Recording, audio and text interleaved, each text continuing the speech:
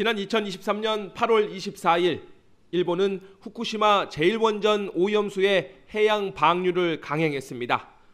중국은 매우 이기적이고 무책임한 행동이라고 규탄하며 일본산 수산물 수입을 전면 중단했습니다.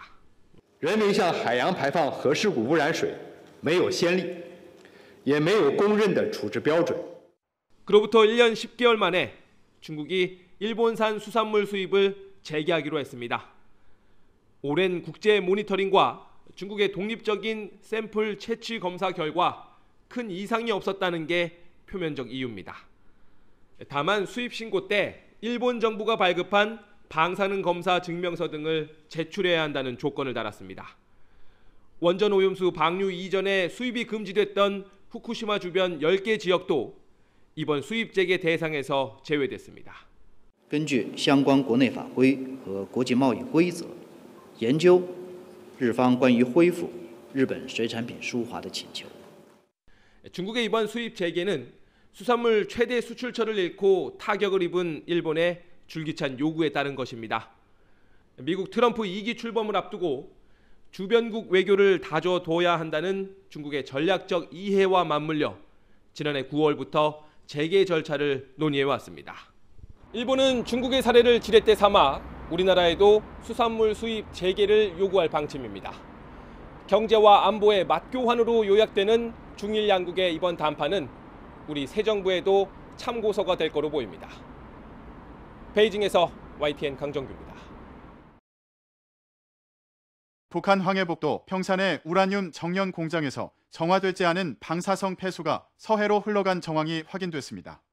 동아일보 보도에 따르면 자체 입수한 위성 사진을 분석한 결과 폐수는 예성강을 따라 강화만과 경기만을 지나 서해로 유입됐을 가능성이 큰 것으로 나타났습니다.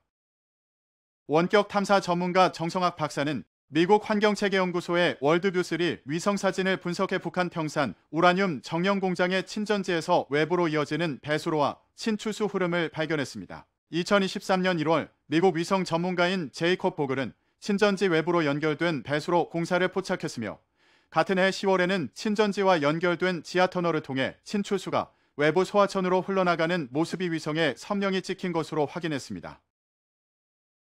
친전지는 고형 폐기물을 가라앉혀 저장하는 인공 구조물이며 친추수는 이곳에서 분리된 오염된 물입니다.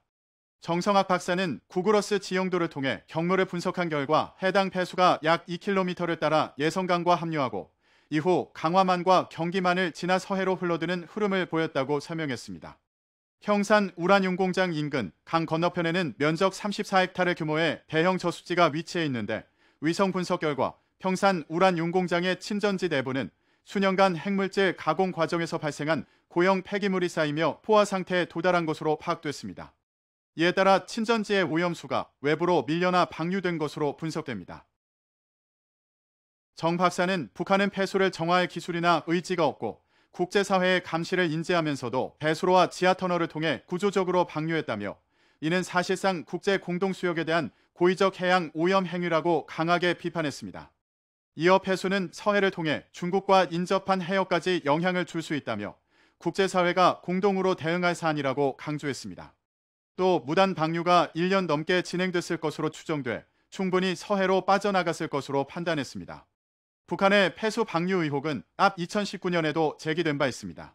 당시 통일부는 추질 샘플을 채취해 특이사항 없음과 고방사능 물질 존재하지 않음이라고 발표했습니다.